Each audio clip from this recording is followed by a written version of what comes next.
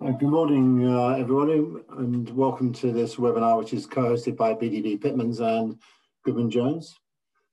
Preparing to succeed in 2021 is a very big subject. It raises a lot of commercial, legal and tax questions around the areas of workforce, workplace, structure, commercial relationships and change. Today we will seek to address many of the questions you have already put to us. If the presentation prompts further questions for you, please use the Q&A function, which you'll see at the bottom panel of the screen. And I'll try to deal with them later if there's time. If we don't manage to cover everything in this session, please don't hesitate to contact us directly. We should say that this event is being recorded and will be available afterwards. Both firms will issue a follow-up email to all those who registered with key takeaways, a copy of the recording, and contact details for all the panelists and their expertise. Mindful of your time, we will finish at 10:30, so let's get straight into the questions. So the first question we have is, have staff gained new employment rights during the pandemic? I'd like to hand over to Brian for that. Well, thanks, Larry. Morning, everybody. Well, the answer to that is no, but staff think they have. And also, employees are using old rights, existing rights, differently to try and get different things. So I think employers do need to second guess all this. The main ones to watch, I think, number one is working patterns and flexible working rights. We've got a few questions on detail on that in a minute, so I'll leave that for now. There's secondly, the whole thing about furlough. It's not as simple as everyone thought it was going to be. And people are saying they've got a right to go on furlough, which is not true. They've got to be a right to be brought back from redundancy to go on furlough, new furlough now. Again, that's not true. The next one I think is health and safety. You have not looked after my health and my safety in the office or in the way I travel to work, that sort of thing. The next one's important. It's the whole concept, I think, of selection, being selected for a change, for a pay cut, for an hour's cut, for furlough or for redundancy. Employers need a proper business case to do any of these things and a proper consultation procedure. And COVID doesn't select it for you. People seem to think this. And we're seeing a lot of, I'm only being selected now because I've been on furlough before. So that's quite dangerous. And the final one, I think, is whistleblowing. This is the concept of an employee saying, I told you you were doing something wrong. You've treated me badly because I raised it. And it's wrapped up in all sorts of things, but particularly health and safety, not complying with guidelines. You haven't done your tax affairs right, and things like that. And it's a form of discrimination now, and it's uncapped. So I think, Larry, some dangerous claims out there. Need to second guess them. Business cases are needed to avoid getting backed into a corner, really. Thanks, Brian. And another question for you, Brian, is are all staff entitled to work flexibly now? Well, that's another no, Larry. Okay. I mean, the flexible, there's a lot about flexible work. Flexible work's about hours, it's about part-time, but a lot of it at the moment is about place of work. A lot of the focus on home working or office working, and quite a lot of misconceptions flying around, I think. Lots of employees are saying, I've proven to you that I can work at home. So I've got a right to work at home, and I'm going to go and work in Wales and think they can do that. I think everyone needs to bear in mind it's the employer's choice, this. And people forget the old style, well, they still exist, but we haven't seen them operated for a while, flexible working requests. If you'd asked a while ago to work 2 days a week at home, that's a massive request. And this will return. And of course, all wrapped up in lots of other areas like childcare, maternity, illness, caring for others. But as I say, it is a business choice, and businesses need to assess their workforce properly in sections and sectors. You know, what do you need to, well, who do you need to work in the office and why? And you can do that assessment now, but you will have to do it again once COVID's all over, because there's no doubt a new way of thinking, but still a business choice. I think that leads neatly into the next question as well, which for you and for Richard. And now the staff are working remotely. What are the issues? And of course, in the new normal, whenever that arrives, working remotely is going to be a big issue as well, isn't it? So do you want to... Larry, there's like a couple of points I would like to just cover off here, because I'm coming at this from a tax point of view. And that is that employment taxes are based very much on not so much where the business is, but where your employees are and where they're physically carrying out their duties. And whilst that's, it's easy to determine when you've got them, you can see them, they're in your office or they're in your retail space or factory or wherever. When they're at the end of an internet connection, they literally could be anywhere in the world. And do you know where that is? Because if they're not in the UK, is that going to cause you any problems with legislation elsewhere? And even in the UK now, of course, we've got devolved tax rates, so they could be paying different rates of tax depending on where they just happen to have decided they want to set up their internet connection. And you need to be on top of that and aware of where they are. The other issue is not so much a tax one, it's more of a practical one, and I guess ultimately the markets will determine this. But it's no secret that pay rates vary dramatically from place to place in the country. And is that still appropriate? Are sort of larger salaries in the central cities still justified when staff are actually not going into those cities? I say that's a question, I guess, for each employer and their employees to decide. And I don't know, Brian, have you got anything to add to that point? Yeah, we've seen a lot of this rumbling, Richard, at the moment about reducing salaries because you don't need to travel or you no longer work in a particular place, in London in particular. But it'll come down to a consent issue. People will have to get, if they're going to effect change, they will have to get consent, or at least backed by a good business case to make these changes. And I think coming back to what you said earlier, Larry, it's going to be very important for employers to be clear on what they're talking about here. The place of work or your base is really, really important. I think most businesses at the moment are still, certainly professional type of business or office-based businesses, they're still working on people who are temporarily at home, but their full-time contractual office base is still in existence. It's a wholly different thing to transfer yourself to people who are permanently at home because that is health and safety. There's a whole health and safety difference. It's really quite a different thing. I think we had another couple of questions, Larry, which are coming up, which I'll probably deal with here, which is about the need to change contracts at this time with flexible, with your workplace. And one of the attendees has asked, if I've got people working 60% of their time at home, do I have to change their contracts? Well, I think you just need to look and see what you're trying to achieve. It is possible to say that you've got an office base, but you're flexible to be at home for 60% of the time. You're still office based. So people need to look at those issues. So that's still a temporary workplace, a temporary arrangement, so to speak, if they're working from home. Yeah, it can be. The business has to decide what you're doing there. Yeah. And there's lots of other issues about flexible working. I mean, face-to-face, I think there's a hidden time bomb there about the damage the business will face. Yeah. People are not face-to-face. One of the really interesting things is that if a job can be done working remotely on a permanent basis, then that job can just as easily be moved from Hertfordshire to India or China or anywhere in the world. Yeah. There's no need to go to an office. So there's a risk there for certain types of employment situations. Another question here. I have some staff who have chosen to work from a different jurisdiction. What would this mean going forward? Richard, would you like to take that first? Yeah, certainly. Well, again, from the tax perspective, if you're working in a different country, what are your obligations there? And I want to really emphasize here that there's a difference between the tax liability of the individual and that the obligations of the employer.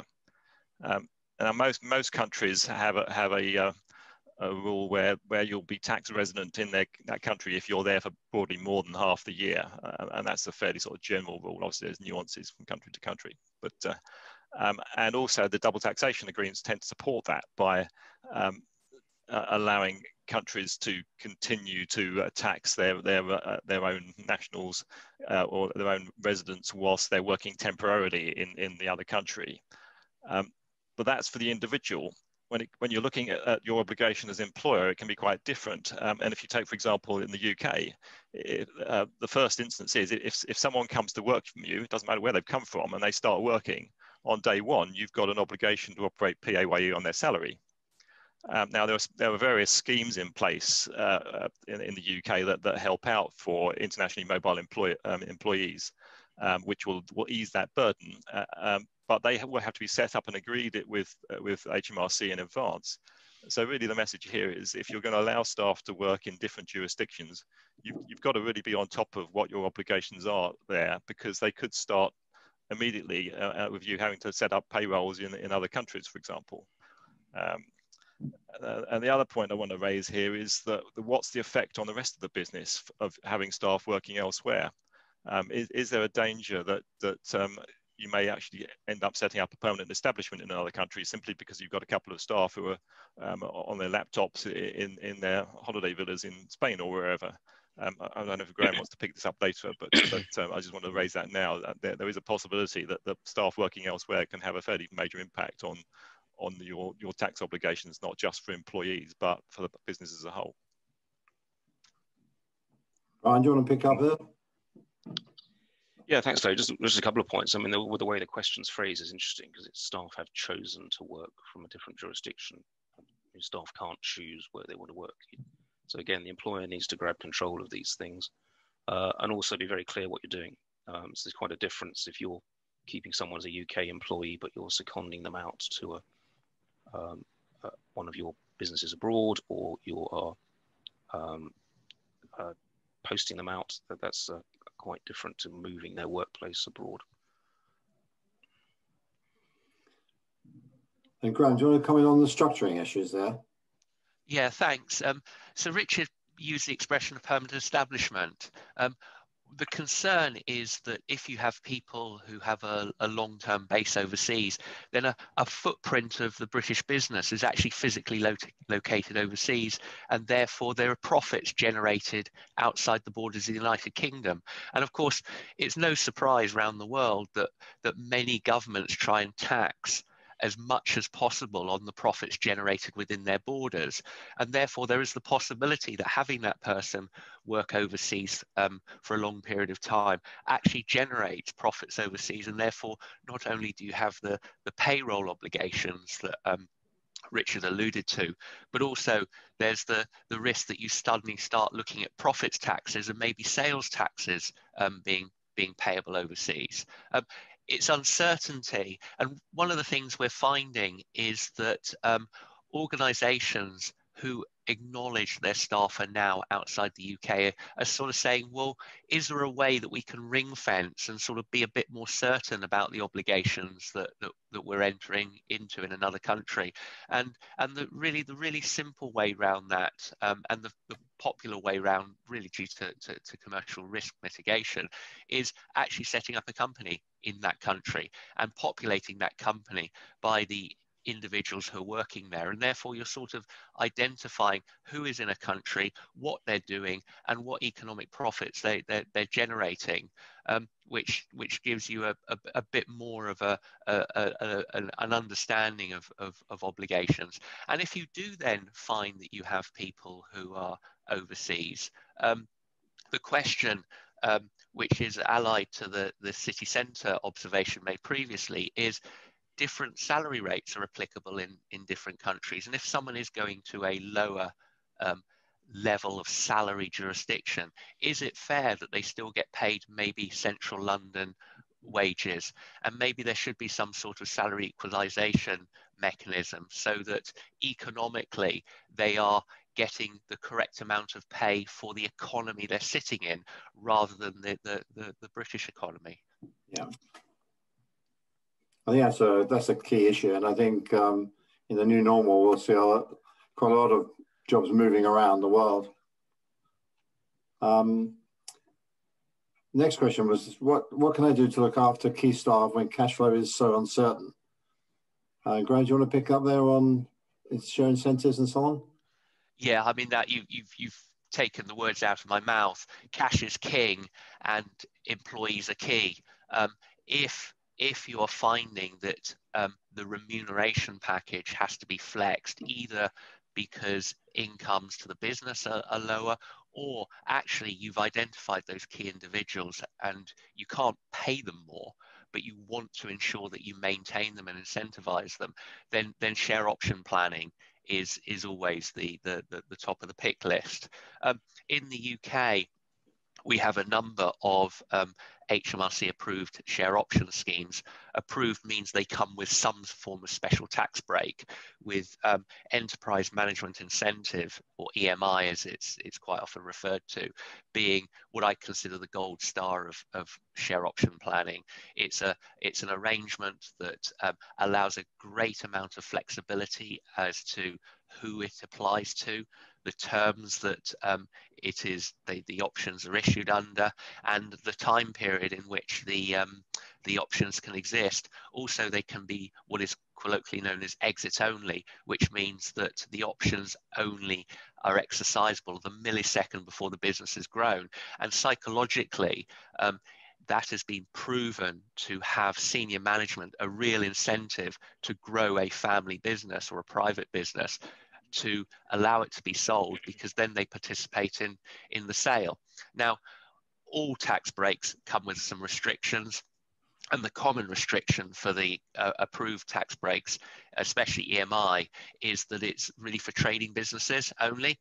And sometimes, especially in the family business setting, you'll find that what started off with generation one being a trading business may have morphed into something that is a bit trading and a bit investment. So as monies were generated, they were reinvested in the business, maybe in property or something else.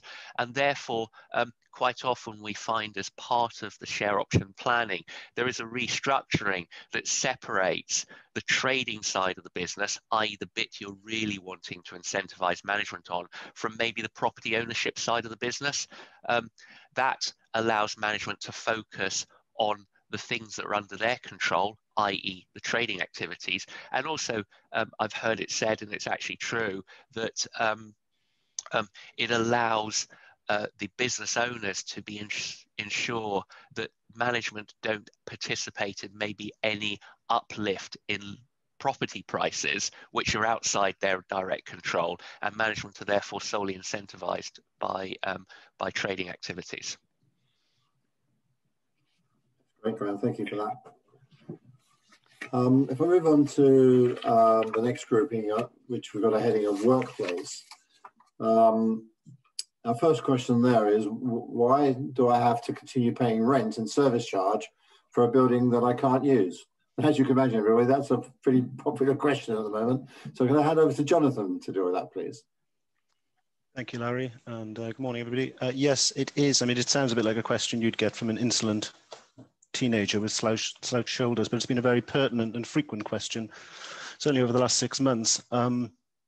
Because you can see, a lease is essentially a contract with some guarantee of income on one side and guarantee of occupation on the other. And the occupation side has fallen away due to restrictions. So tenants have found themselves stuck with financial liability for empty buildings. And the first thing to say is it's generally accepted that this doesn't fall into a category of frustration, which would basically destroy the lease. It also doesn't fall into the remit of insurance, which would trigger a rent cessor, which would mean that you didn't have to pay the rent, which leaves it open for intervention. And the intervention from the government through the Coronavirus Act really just kicked the can down the road. What it essentially did was to impose a moratorium on taking action against tenants, most fundamentally forfeiting a lease, which in the current climate is the last thing a landlord would want to do. You want to keep the tenant alive, you want to keep that income stream and that debt going. So it really left the debate about rent payments to the parties, and it's been a bit of a horse trade. I mean, the market has responded quite well, I think. Landlords have had to sit up and listen. I think it's been a sea change generally in the relationship between landlord and tenant, because in the past, tenant did his thing, landlord regarded them as a sort of distant cash cow. Suddenly they're talking, and the landlord is having to understand the tenant's underlying business, their accounts, their income, because there's had to be a conversation about justifying some sort of concession around rent. As of March, when this first hit, the argument was a bit of a difficult one, because generally institutional leases have rents payable on a quarter day and they're payable in advance. And if you think about the first main lockdown, that happened just before the March quarter day. So most tenants would already have had that cash ready. You know, the pandemic hadn't bitten in terms of an economic impact on their business. It got worse in June, but even between March and June, there was a discussion between landlords and institutional landlords. Some of the big players did take the view that they would meet tenant demands and honour some sort of rent concession or rent holiday.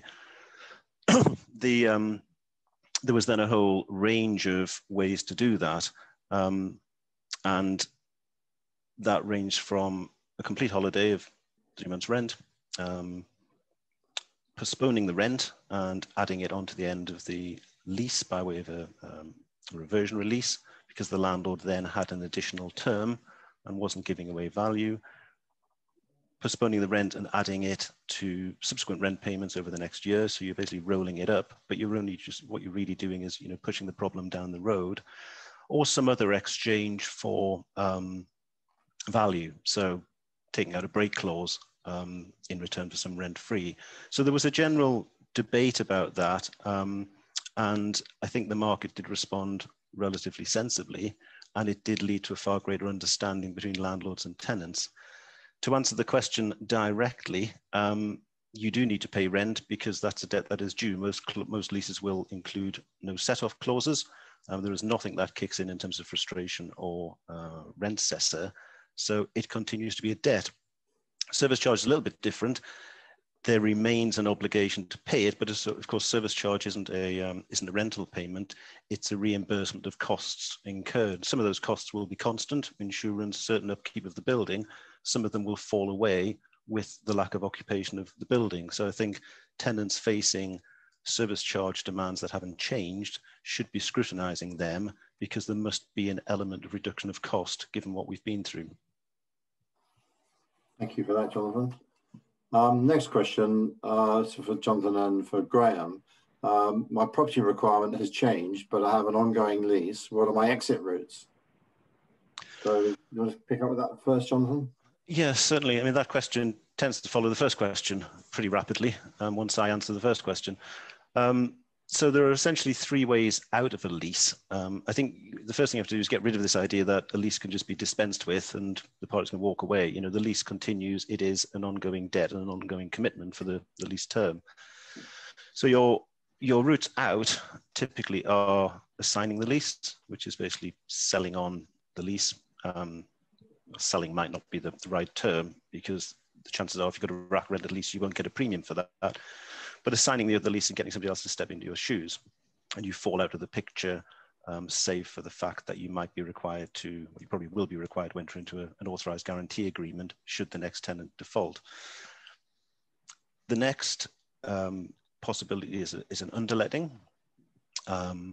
And most leases will permit underletting on certain terms, usually that they will be at the market rent at the time. And of course, you have to find somebody willing to take on the premises. The slight downside with that is that as between you and the landlord, you stay in the contractual picture. So you are still directly liable to the landlord. You just have a subtenant below you that mitigates your cost. Now, it may be that you can mitigate part of that cost by underletting part of the premises, but your lease would have to permit that. Many leases only permit an underletting of whole, because if you start chopping up premises, it creates a bit of a management problem, not least if one of the tenants goes, if you were to go bust and the landlord is left with somebody occupying just part of the building. So that's those are the sort of contractual ways to mitigate your liability or indeed exit the lease.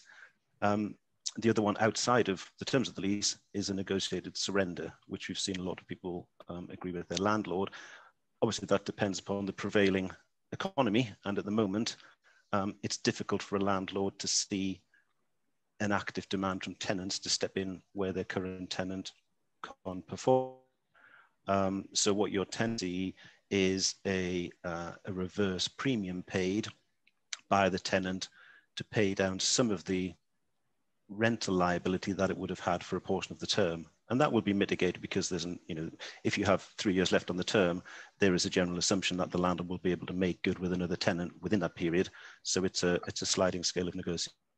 And I think Graham was going to say something about the tax treatment of those premiums that I so casually refer to without getting at the tax side. Thanks. Yeah, the first thing I'd say is what I'm talking about is English landlord. Scotland may be slightly different. The first thing that one has to understand is the length of the lease from a tax perspective, because there are different rules for leases of more than 50 years compared to leases of less than 50 years. They just fall in different areas of the tax legislation.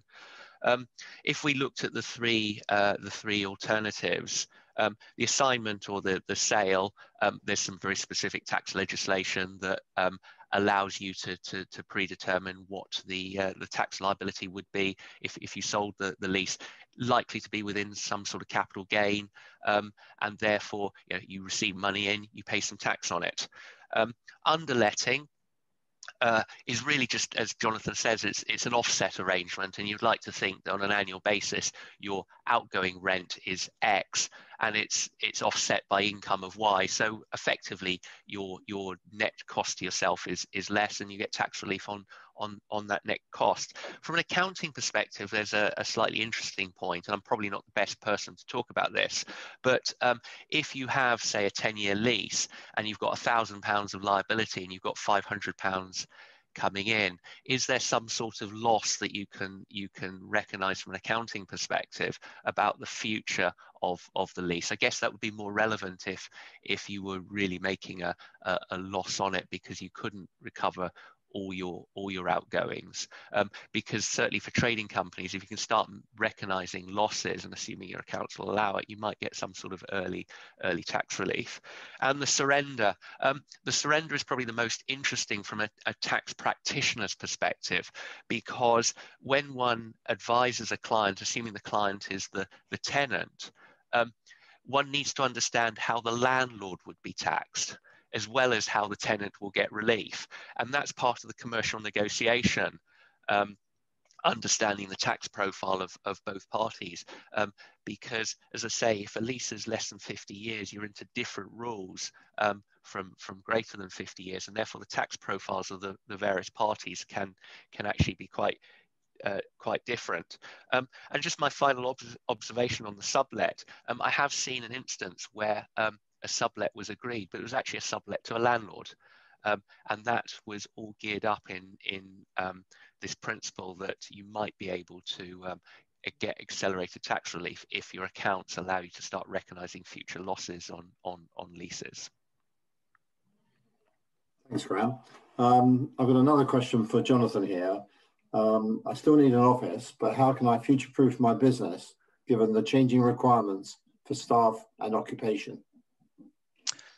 Yes, thank you, Larry. And I think this turns slightly to the the topic of this session about preparing to succeed, because with every challenge there is an opportunity. And what we've seen is that the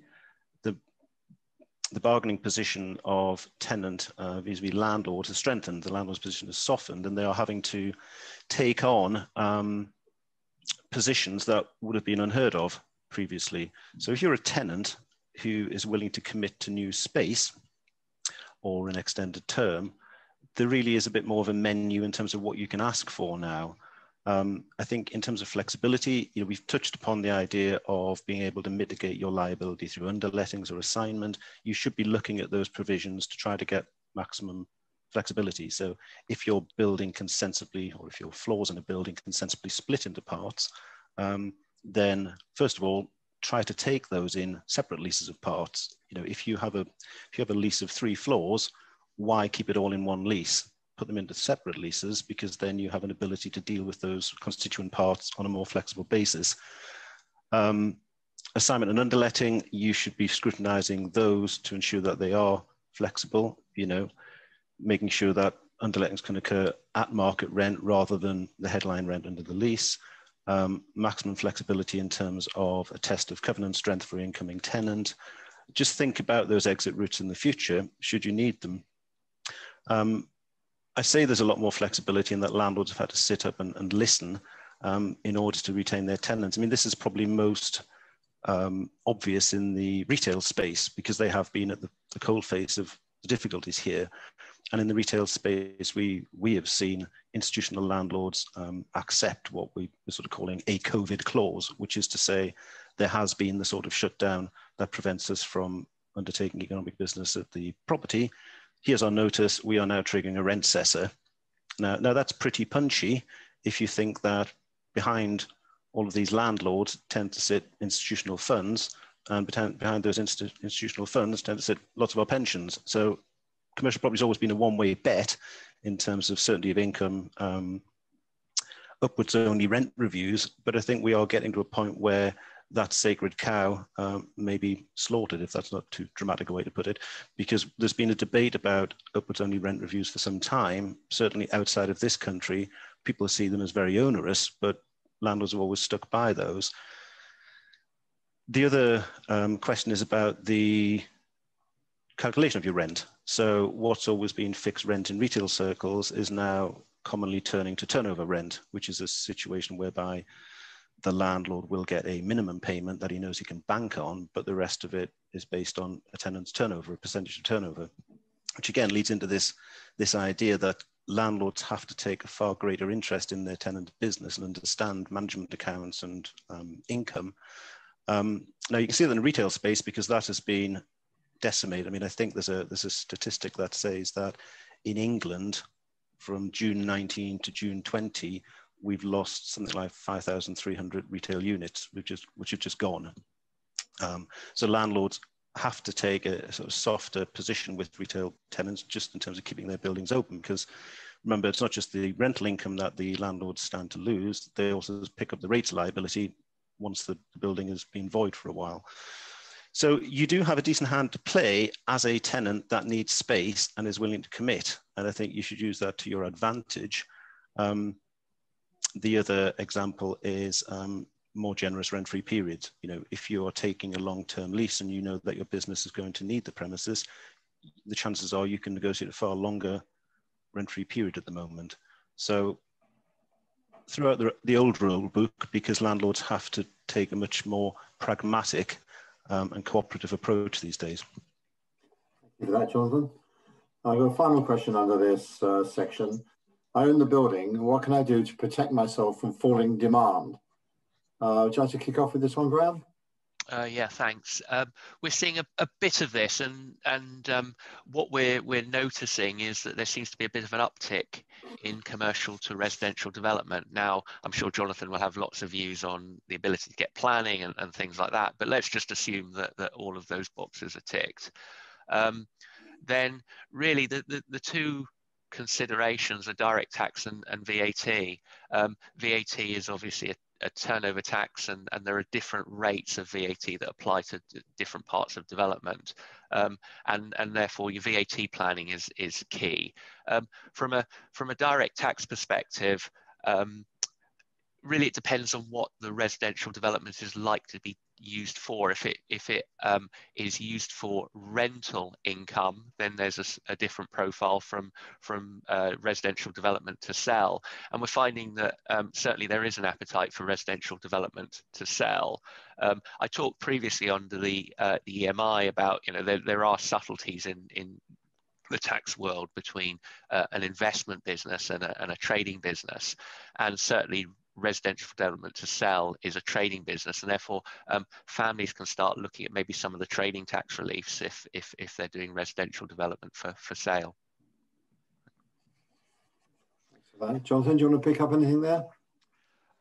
Yes, certainly. I mean, we've seen trends towards office buildings being sold for permitted development, usually on the back of a prospect of permitted development rather than the owner actually progressing that itself, because conversion from commercial use to residential use is a tough job, and one left to the experts, to be honest. So most people establish that there is that ability and then sell on that basis.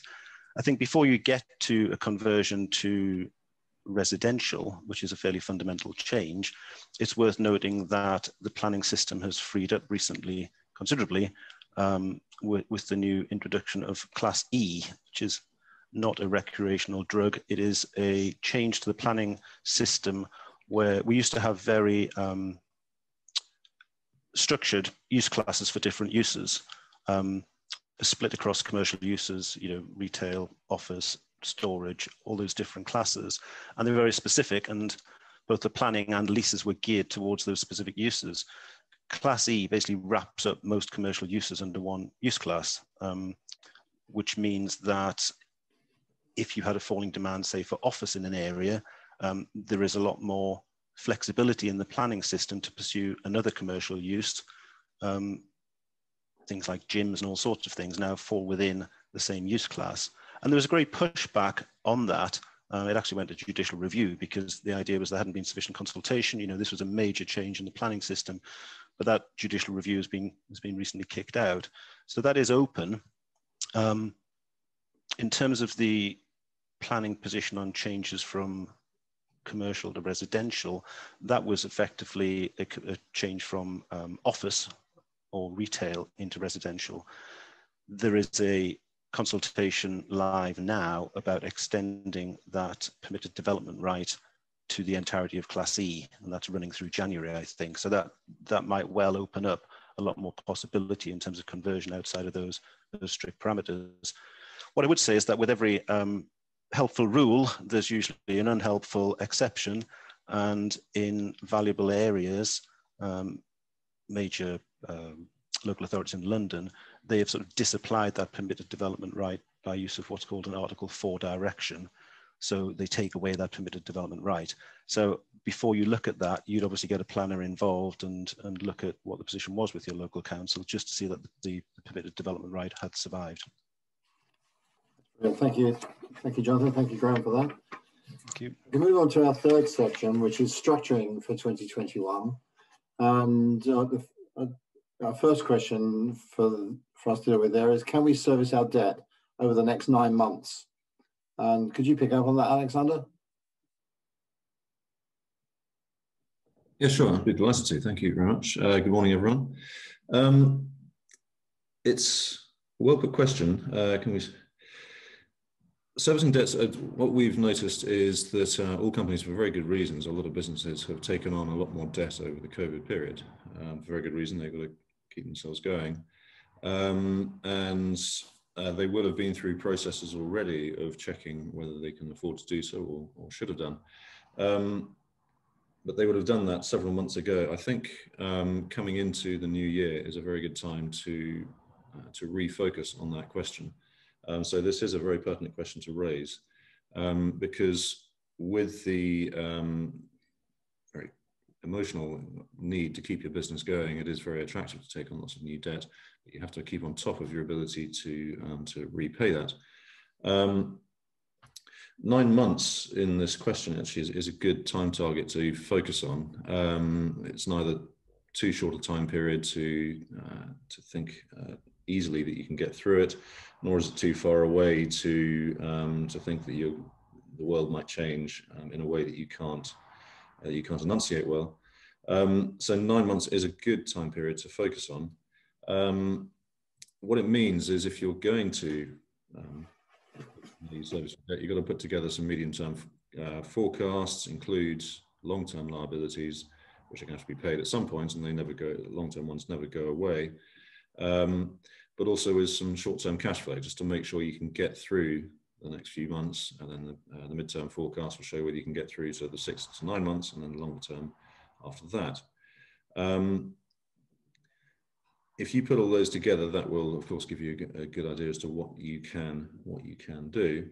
The question, the answer to all of this, sort of, can you service your debts, is never a yes/no binary answer. In current circumstances, it's an even grayer area than is normally the case.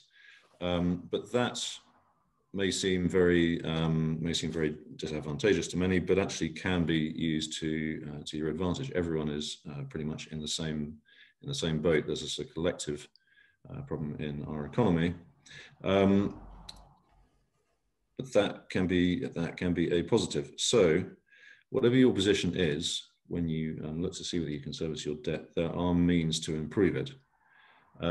So simply, whether it's a positive matter, I think the better question is, can you service your debt better?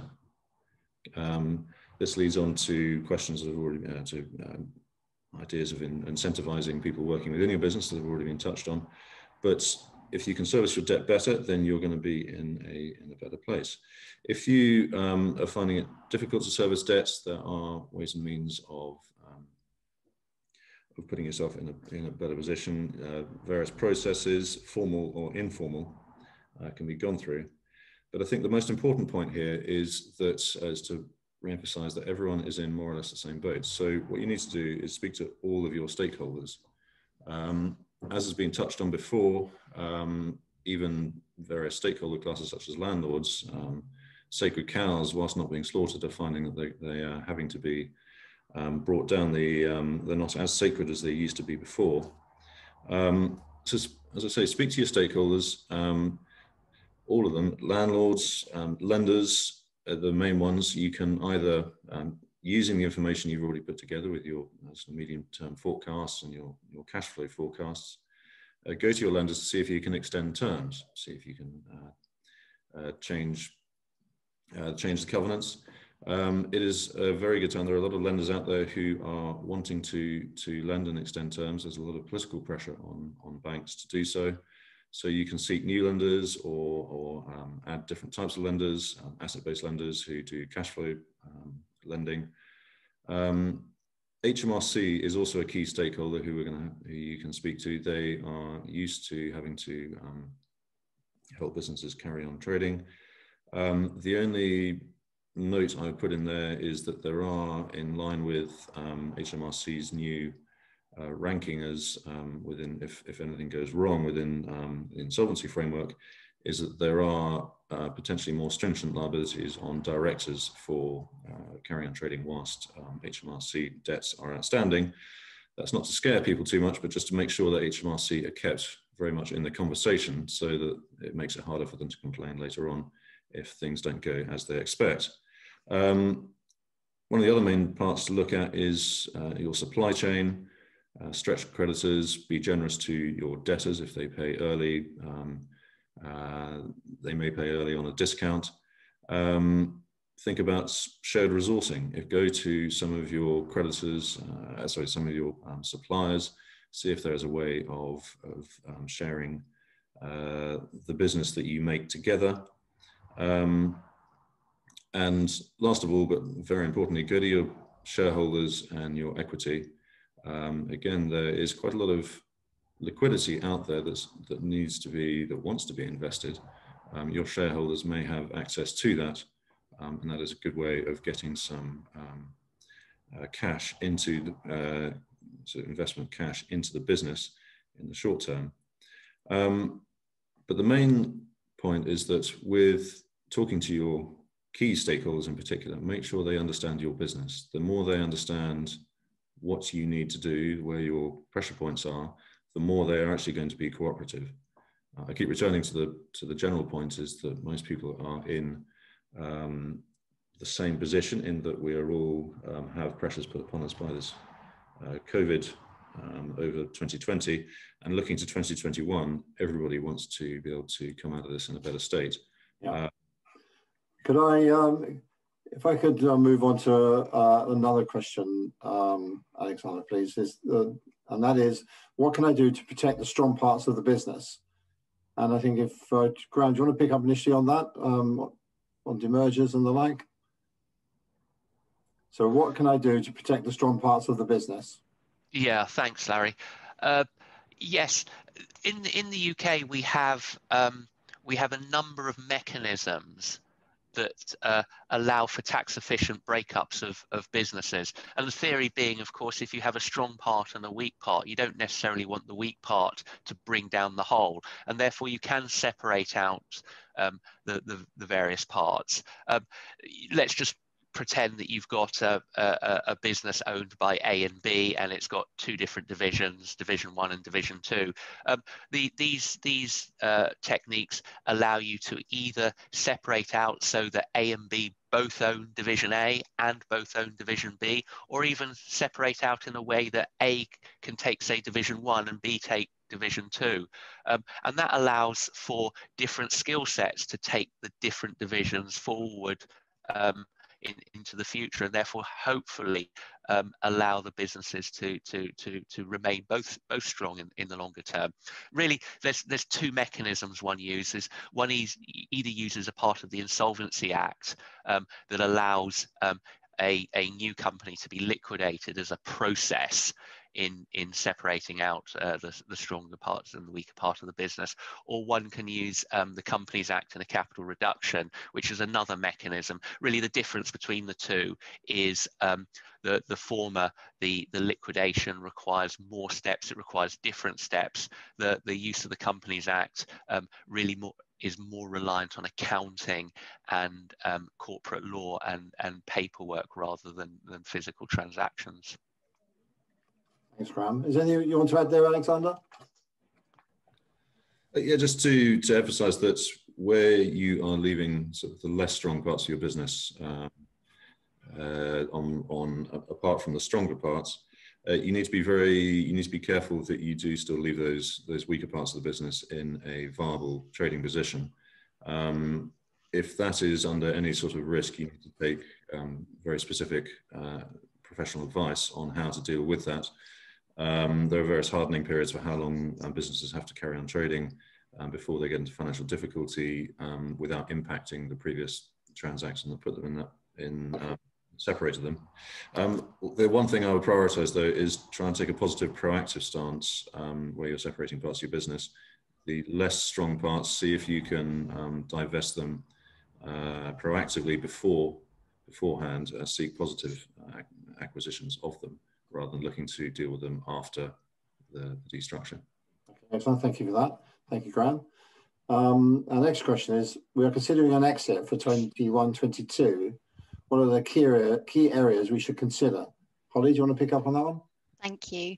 Well, we'd always start by recommending that you undertake due diligence on the business and look at it through the eyes of the buyer to spot potential weaknesses. And by due diligence, I mean reviewing commercial agreements and questioning, are all the key customer supplier agreements in writing? Are they enforced? Are you too reliant perhaps on one customer? Is a contract renewal coming up which will coincide with the potential exit? And does the sale in fact trigger the contract to terminate? And query, what would the impact be on the buyer of that? For many organisations as well, one of their biggest assets is going to be intellectual property. So really considering, have we adequately protected our IP rights and our brand? And that process applies equally to employees and property aspects of a business too. Are they up to date? Are they all in order? Thinking about that question a little wider and thinking about it from the perspective of within the business itself, are all the shareholders on board with the sale in the time frame you have in mind? Do you need to consider as a business any potential succession issues prior to the sale? And finally, just to think about, it's an obvious point, but the sale price is going to be fundamental. So when thinking about a potential exit, you can't start work too early on working with your advisors to consider who the potential buyer will be. Are they going to be a competitor? Will it just go out to a trade sale? And what kind of valuation are you considering? How will the business be valued? Is it going to be a reasonable valuation, bearing in mind the last 12 to 24 months may not really accurately represent the business because of the impact COVID's had on it? Thank you, Holly. Another question we have in this same section is now the right time to hand the business down to the next generation? Graham, do you want to cover that? Yeah, thanks. Holly was talking about third-party exit. And of course, actually handing the business down to the next generation is a sort of internal family exit. There's a reasonable piece of analysis that says if you look at owners managed businessmen, they are less likely to have a pension pot than an employee. And the psychology is that they have always seen the business as their pension pot. And therefore, it's very unusual for an individual to give away their pension. So why would an individual give away their business? And the answer becomes, what is the business here?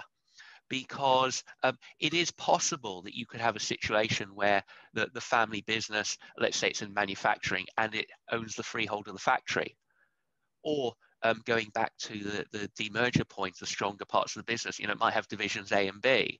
And therefore, it's quite possible to do some pre-gifting structuring that allows the current generation to keep some of the business. And using my manufacturing example, that generation may keep the factory and therefore generate rental income into the future that is their new pension rather than the totality of the business. So certainly it's quite possible to gift to the next generation on a very tax efficient basis. But I think the gifting generation just need to sort of forecast not into the medium term, but actually into the very long term and say, if I am no longer involved in the way that I am today, what will I be living off in the future? The question was actually, is it the right time? And certainly we are finding that we are having more and more discussions with our client base on that very point about how do I structure it, because the family are feeling that this is the right time. It might be the right time because they feel that COVID requires new challenges. I mean, look at the professional services sector. None of us were working from home on Zoom. We all are now. And so there's been challenges for industries, and they're different challenges for different industries. And maybe there is a generation that says, I just don't want to spend too much of my time and energy reinventing myself in a new business environment. So it's the right time in that respect. In terms of valuations, they may feel that property values are low or business values are low, and therefore if there is some sort of tax risk because they have the wrong sort of business, or there's some inherent gain that they have rolled over into a business that will now fall into charge, maybe it's the right time from a tax perspective. Certainly gifting can be done tax efficiently. Whether it's the right time really becomes a decision for the family, and every family is different in that regard. Thanks, Graham. Got a Brexit question here. I thought I was prepared for Brexit, but given the remaining uncertainty, is there anything more I can do to ensure that I can continue to trade with EU markets with minimum disruption? Graham, do you want to pick that one up? Yeah, thanks. I mean, that is a very specific question, isn't it? We're 20 odd days to the 31st of December, and certainly if I understand it correctly, Boris Johnson's in Brussels again today, or will be tomorrow, trying to continue the negotiations. I mean, if that's not definition of 11th hour, I don't know what is. The only certainty we have is that we don't know how this is going to play out, and therefore what should be happening, and it doesn't matter whether you're an exporter of goods or services, is actually look at the countries to which you are trading or with which you are trading, and actually understand primarily your VAT consequences of doing business with that country, because at a worst case you might find that there is an obligation to register for VAT in each of those jurisdictions, and there are plenty of EU jurisdictions that you might have to register. And you might say, well, hold on, that's just an administrative point, and it is an administrative point, but if you're trading in, I don't know, 15 different EU states and you're having to register in 15 EU different states, maybe each with their own language, that might be a different skill set that you need for your staff. You might be outsourcing that to advisors in that country. And therefore it comes with a professional overhead. So really, for me, it's sales tax is the key one. Allied with tail tax is obviously import duties that you might have to pay at the new EU border, and an EORI number, the number that allows the smooth passage of goods out of the UK is an important one to ensure that you have. Thank you, Graham. I'm just conscious of time. I'm going to skip to the next section, which is commercial relationships. And I have a question there, which is COVID has made some of my commercial relationships simply impossible. What can I do? And Holly, if you can pick that one up. Yes, thank you. We've seen a lot of our clients reevaluate their commercial contracts because of an inability to perform them themselves, or because they have insufficient client demand themselves for the goods or services they're purchasing, and or just a general dissatisfaction with existing terms they've signed previously because of the effect of COVID. So we're advising clients, review the terms of your contracts, really understand if there's a mechanism within the contract to address the problem. Can you terminate for convenience, for example? Is there a force majeure clause, which I'd say tread very carefully with the force majeure clauses, because we've seen a variety of standards of those clauses. And this exercise has really helped clients to get to know where they stand before approaching their counterparty. It's interesting that we've seen clients who aren't seeking to end contracts, but actually they simply want to renegotiate existing terms which were pre-COVID negotiated, and we're seeing a sort of a trend that they are being successful in achieving a variation to those contracts with more favourable terms, because really the counterparty wants to achieve a long-term relationship. So I would say, if you don't ask, you don't get, and I definitely recommend that understand what your contractual terms are and do approach your counterparty. And I know Richard is seeing this approach on the regulatory side too. Do you want to pick up on that, Richard? Yeah, just unmuting myself. Yeah, thanks, Holly. Really, I'm sort of picking up on a point that Alexander made earlier, is that no matter what you think about paying tax, I'd encourage you to think of HMRC as part of your commercial relationships. And on a personal note, I've found that throughout the sort of COVID period, talking to HMRC, but actually trying to get through on occasionally, it's difficult, but once you actually do, you find you're talking to people who are sitting in their own homes, and that actually seems to make things slightly easier talking to them. And the revenue have actually done pretty well in looking after what they would describe as their customers, and agreeing terms for payments over a fairly long term. So yes, get on the phone, don't wait to the last minute, don't allow the collector coming banging on your door, and if you do manage to negotiate a good terms for payment, make sure you stick to that, because they have very sort of rigid rules. If you miss a payment, they'll suddenly come back to you and say, no, let's have the whole lot now. But if you talk to them before that payment comes due, it's much easier to negotiate either a delay in that or a slightly different term. So yeah, have that dialogue. Don't be afraid to speak to the revenue about your tax obligations, and let them know early if you're getting into trouble and want to negotiate terms. Thanks, Richard. And the last couple of minutes, we'll just finish off with positive change. And the question we have there is, how do you affect positive change?